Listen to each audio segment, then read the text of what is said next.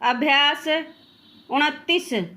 अध्यक्ष महोदय, हम एक ऐसे दुराहे पर खड़े हैं, जहां हमारा भविष्य हमें आगे की तरफ ढकेल रहा है और अतीत पीछे की तरफ घसीट रहा है। हम इस उलझन को किस तरह सुलझाएं और अपने जीवन का कैसा ढांचा तैयार करें जिससे हमारी ज़रूरतें भी पूरी हो और हमारे मन और आत्मा को भी खुराक मिलती रहे। हम अपने किन पुराने आदर्शों को कौन सा नया रूप दे सकते हैं? हमारे देश की अपनी खास समस्याएं हैं और साथ ही हम दुनिया के बड़े बड़े मामलों से गूंथे हुए हैं।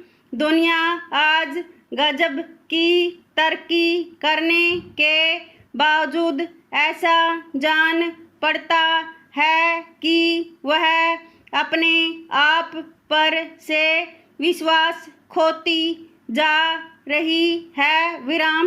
भारत में हम इस वक्त अपनी माली हालत सुधारने में लगे हुए हैं।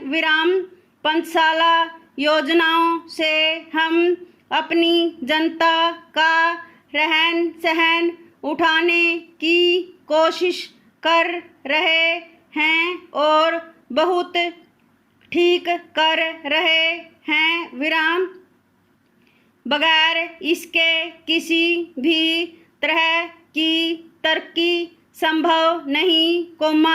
कल्याणकारी राज्य का आदर्श तो अच्छा ही है, फिर भी यह एक थोथी और बेजान चीज हो सकती है, क्योंकि आज ऐसे देश भी दुनिया में हैं जो इस मकसद को पा चुके हैं, पर उनके सामने भी नए नए सवाल और नई नई गुत्थियां आ गई हैं और इन गुत्थियों को वे मशीनों से या माली हालत को सुधार कर सुलझा नहीं पाए।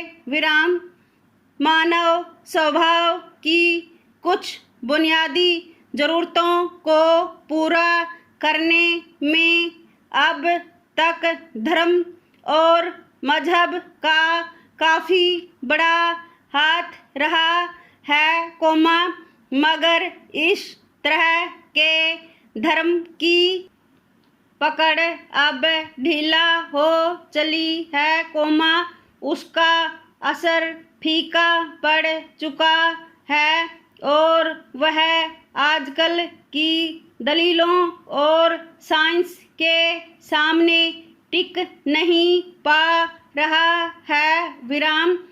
धर्म में विश्वास हो या न हो, पर इंसान के लिए किसी ऐसे आदर्श में अडिग विश्वास का रखना जरूरी है, जिससे जीवन का रस मिलता रहे और जो हमें आपस में गूंथे रखे।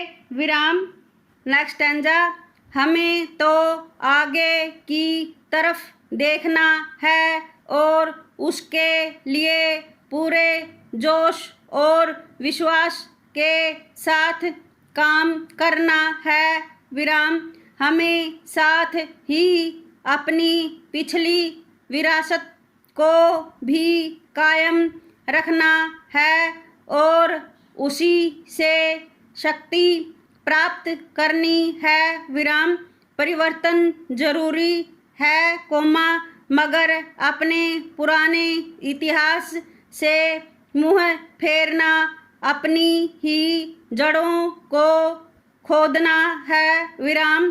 अतः इस परिवर्तनशील समाज में यह देखना भी आवश्यक है कि इस परिवर्तन से कहीं किसी स्थान पर सामाजिक ढांचों को चोट तो नहीं पहुंचती या किसी रूप में सामाजिक अहित तो नहीं हो रहा विराम।